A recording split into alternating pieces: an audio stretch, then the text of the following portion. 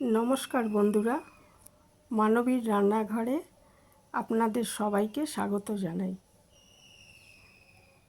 আমার আজকের রেসিপি আম কাসুন্দি, বাঙালিদের অত্যন্ত পছন্দের একটা রেসিপি। তো আসুন দেখে নিই কীভাবে করেছি এটা।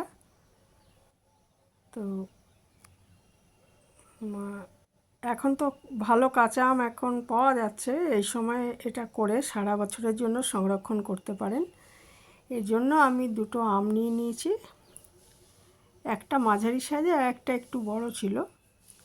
তো আমগুলো ভালো করে কেটে ছোট করে কেটে নিতে হবে আর কি। তার আগে আমি একটা পাত্রে 1.5 কাপ কালো সর্ষে নিয়ে নিয়েছি। এটা আপনারা কালো সর্ষে আর হলুদ সর্ষে মিশিয়েও করতে পারেন। কালো সর্ষে ধরুন 1 কাপ দিলেন আর হাফ কাপ দিলেন হলুদ সর্ষেটা। তো আমি কালো সর্ষেতেই করেছি। কালো সর্ষের ঝাঁঝটা যেহেতু বেশি, সেহেতু আমি কালো সর্ষেটাই পছন্দ করলাম এই কাসুন্দটা বানানোর জন্য। এই এই সর্ষের মধ্যে কিন্তু প্রচুর ময়লা থাকে, তাই এটাকে আগে খুব ভালো করে 3-4 বার ধুয়ে তারপর আমি 10 মিনিটের জন্য জলে ভিজিয়ে রাখবো, যাতে এটা সহজে পেস্ট করা যায়। তো এটা আগে আমি খুব ভালো মতো ধুয়ে নিচ্ছি, কচলে কচলে ধুয়ে আমি 10 মিনিটের জন্য এটা ভিজিয়ে রেখে দিলাম। আর এদিকে আমগুলো ভালো করে ধুয়ে তারপরে আমি এগুলোকে খোসা ছাড়িয়ে ছোট ছোট করে টুকরো করে আবার জলেই ভিজিয়ে রাখবো, কারণ ভেতরে কষের মতো ভাব থাকলে সেটা যাতে চলে যায়, সেই জন্য জলেই ভিজিয়ে রাখছি, কালো যাতে আরও বিশেষ করে না হয়ে যায়। তো একটু মোটা করেই খোসাটা ছাড়িয়ে নিতে হবে। আর এটা যদি আটি না হতো তাহলে ভালো হতো, কিন্তু যেহেতু এখন আমগুলো সবগুলোতেই আটি হয়ে গেছে, সেহেতু আমি আটির অংশটা কিন্তু বাদ দিয়ে দেবো। আর না হলে তো পুরোটাই নেওয়া যেত। তো আটির যে পাতলা অংশ সেটাকে বাদ দিয়ে দেবো, দিয়ে এটাকে খুব ছোট ছোট করে টুকরো করে কেটে নেব, যাতে আমি গ্রাইন্ডারে এটা পেস্ট করব, যাতে সহজে পেস্টটা হয়ে যায়। আর ইচ্ছে করলে এটা শিলেও বেটে নিতে পারেন আমটা, আর সর্ষেও কিন্তু শিলে বেটে নিতে পারেন। তো আমি গ্রাইন্ডারেই পেস্ট করব সর্ষে এবং আম দুটোই। এই যে সামান্য আটি হয়ে গেছে, তো আমি সেই শক্ত অংশ যেটা একটু পাতলা আর কি, খুব বেশি হয়নি, সেটাকে আমি বাদ দিয়ে দেবো। দিয়ে কারণ ওটা তো হবে না, ওটা রয়ে যাবে, মুখে পড়বে, ওই জন্য খুব ছোট ছোট করে কেটে নিচ্ছি।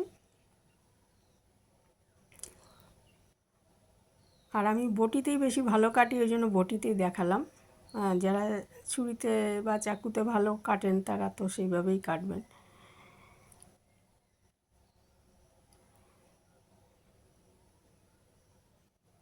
আর এইভাবে আমি ছোট ছোট করে কেটে নিচ্ছি এটা। ওই যে আটির মতো অংশটা দেখুন বাদ দিয়ে দিচ্ছি আমি, পাতলাই ছিল সেটাকে আমি বাদ দিয়ে দিচ্ছি, এই যে এইভাবে বাদ দিয়ে দিচ্ছি।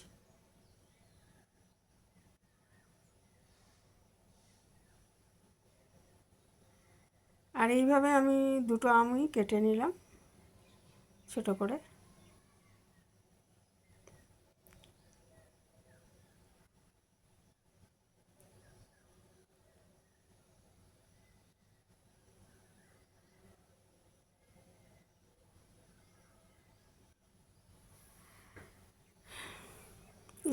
দুটো আমি আমার কেটে নেওয়া হয়ে গেছে আমার। আর এরপরে আমি এটা একটা গ্রাইন্ডারে নিয়ে নিচ্ছি আমের টুকরোগুলো, নিয়ে নিচ্ছি 4টে কাঁচা লঙ্কা আর 1 টুকরো আদা, সেটাকে 1 ইঞ্চি আদাকে আমি টুকরো করে নিয়ে নিচ্ছি। আর এবারে ওই যে জলে ভিজিয়ে রেখেছিলাম 10 মিনিট, সেই দেখুন সর্ষেটাও আমি এর মধ্যে নিয়ে নিচ্ছি। 1.5 কাপ সর্ষে আছে এতে। আর এই সময় ইচ্ছে করলে একটু নুন দিয়ে ইয়ে করতে পারেন, পেস্টটা করতে পারেন, কিন্তু আমি নুনটা এই সময় দিইনি, নুনটা এই জন্য পরে দিয়েছি। তো এই যে আমার এটা ইয়ে করা হয়ে গেছে, পেশাই করা হয়ে গেছে গ্রাইন্ডারে। এটা একটা পাত্রে নিয়ে নিয়েছি, আর এর মধ্যে আমি 2 চামচ নুন দিয়ে দিলাম। তারপর একটা কড়াইতে আমি 2 গ্লাস জল নিয়ে নিচ্ছি। জলটার মধ্যে অল্প হলুদ, হাফ চামচ মতো হলুদ, আর সামান্য লঙ্কার গুঁড়ো, যদি ঝাল বেশি পছন্দ করেন লঙ্কার গুঁড়ো একটু বেশি দিতে পারেন। ওইদিকে আবার কাঁচা লঙ্কাও দেওয়া আছে, 4টে কাঁচা লঙ্কাগুলো যথেষ্ট ঝাল ছিল, ওই জন্য আমি লঙ্কা গুঁড়োটা কমই দিয়েছি। যদি মনে করেন যে রঙটা ভালো হবে তাহলে একটু কাশ্মীরি লঙ্কার গুঁড়োও দিতে পারেন, এটা লাল লঙ্কার গুঁড়োই দিয়েছি আমি। এইবারে ওই জলটা ভালো মতো টকবক করে ফুটে উঠলে তার মধ্যে আমি তারপর মিশ্রণটা দিয়েছি, মানে 2টো আম, 1.5 কাপ সর্ষে, লঙ্কা আর আদার যে পেস্টটা করে রেখেছি সেটা এর মধ্যে দিয়ে দিলাম। আর আপনাদের দেখিয়েছিলাম যে ওটার মধ্যে আমি 2 চামচ নুন দিয়ে দিয়েছি, কাজে আর নুন দেওয়ার ব্যাপার নেই।